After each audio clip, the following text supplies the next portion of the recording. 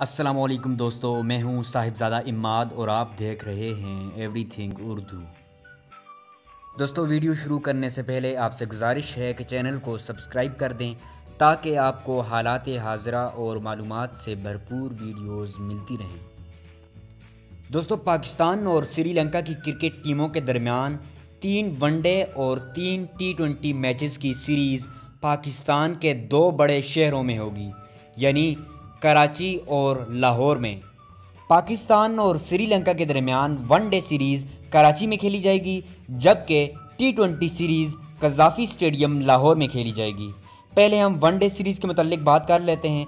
पाकिस्तान और श्रीलंका के दरमियान पहला वनडे मैच 27 सितंबर 2019 को कराची में खेला जाएगा, और जबकि दूसरा मैच 29 सितंबर 2019 को कराची स्टेडियम में होगा, और उसके बाद तीसरा और आखिरी मैच 2 अक्टूबर 2019 को कराची स्टेडियम में ही खेला जाएगा।